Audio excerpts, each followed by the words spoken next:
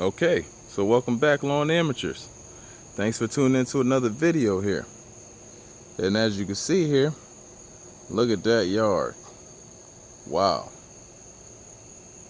This yard is actually ready for the renovation. Everything has been burnt to a crisp. Look at that.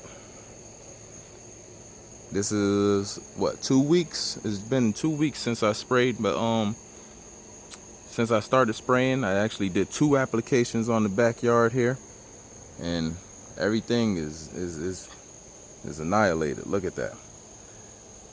Just check it out. We are definitely ready to get this renovation completed. Like I said to you before in the previous video, I was gonna take out the wood from the back there.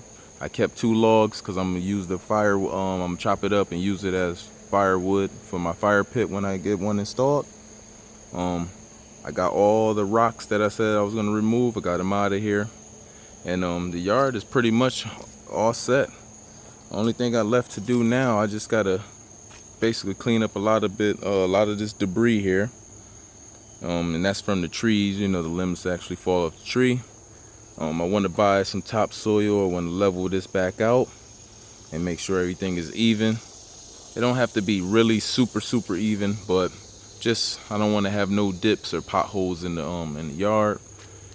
But as you can see here, I still got to fix my fence in the corner, but I'm not worried about that. I got the supplies.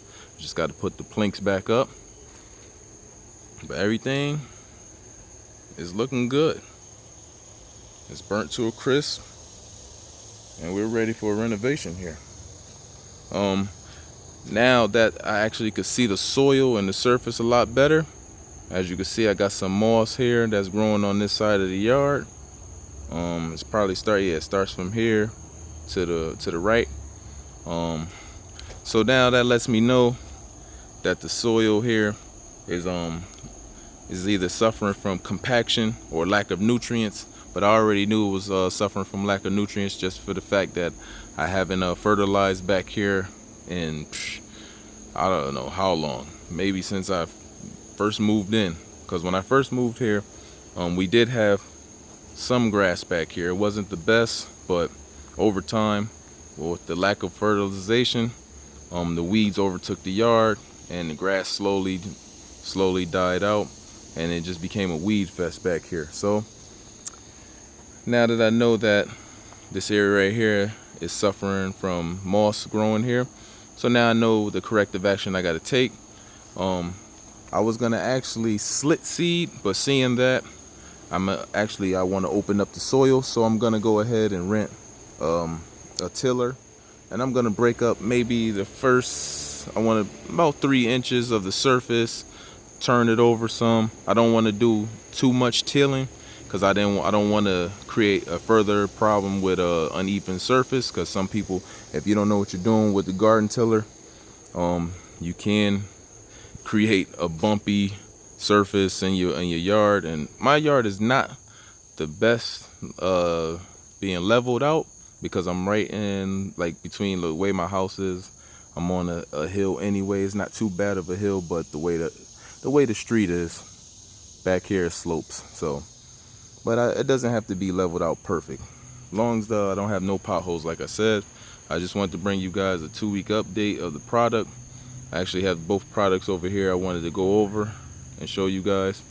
But yeah, like I said, I'm gonna rent a garden tiller, and I'm just gonna break up the surface about 1 to 2 inches. Well, yeah, about 2 to 3 inches, just so I can get some airflow into the soil, and basically started the corrective action on getting the soil back to a proper pH level, and make sure all my levels are correct. And this is the perfect time to do it. This is the first week of September, and everything is pretty much died out. Let's take a look here. I do have some clovers still trying to grow through the soil here, but I'm not really too concerned about the clovers because that's an easy fix. Clovers are not too hard to get rid of, and it doesn't really bother me, so I'm not gonna go ahead and try to spray it down again. The main thing I wanted to get out of here was the crabgrass and the nutsedge and all that, basically the grassy weeds. and as you can see, I pretty much did that. So everything is yep, everything is ready to go. Let's take a look at this corner. Remember this area right here, when I missed it on the first spray and I actually sprayed it down, you can see that it's burnt to a crisp also. And like I said, I got to level out some of the soil here. I got another pothole there. So I got my work cut out for me. But let's go over here and talk about these both products I have. Okay, so we're standing in front of both products. I've used both of these products so far. I used the Eliminator brand. This is a Walmart brand glyphosate. I used that last year on the front yard renovation. And then this Roundup to the right here, I'm currently using this one on the backyard renovation. So let's start off first. Both price points. The Roundup is about 50 bucks for the bottle. I didn't pay 50 bucks for the bottle, but regularly it's 50 bucks a bottle. This one on the left here, the Eliminator brand, I believe goes for about 8 to 9 bucks for the bottle. I actually caught that one on sale also. When it comes to both products, they both kill like they say they're gonna do. They both kill all grass types, whether it's crabgrass, nutsedge, anything. It is gonna kill it off in the 1 or 2 week time frame that they both explain and say it's gonna do. The difference, like I said, is the price point. I didn't really see a big difference in the way both of these products work. Maybe the Roundup might have a longer lasting effect because it actually expressed that it kills down to the roots.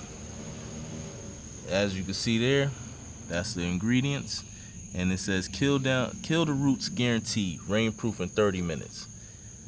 This one to the left here doesn't specify that it kills down to the roots, so maybe that's the big difference between the two products. But if I had to really choose one, and if I was going to do a yard renovation, I'm gonna go with the Eliminator brand only because it's cheaper. But I caught the Roundup, this one on sale, so I bought a few bottles. It was 11 bucks a bottle, I believe. So I actually went ahead and bought this one just because I wanted to test it out. But like I said, if you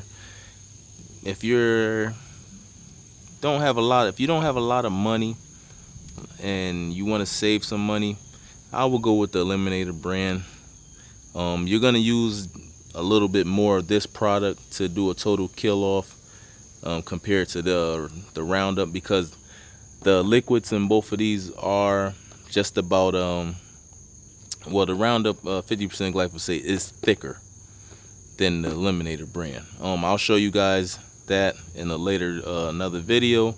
We'll do a comparison of both liquids, so you can stay tuned on that one. But like I said, if you had to choose one, I will go with the cheaper brand just because I like to save money, and basically they're gonna do the same thing. But only time will tell if the Roundup is gonna kill down to the roots like it says on the bottle.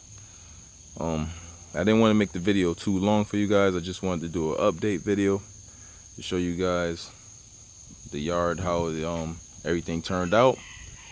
And I want to say maybe this Saturday, give or take, we're supposed to get another few rain showers. So I don't want to do any tilling if it's gonna rain, because then that'll compact the soil back down with the rain just beating on the soil. So I want to make sure the soil is nice and dry, not too dry, but I don't want it too soggy and moist, and then it'll create further problems with the, like, creating mud and stuff like that. So this is the backyard. I hope you guys enjoyed the video. If you got any questions, any comments, comment below. And we're moving. We're on a roll. We're gonna get this yard all set and completed.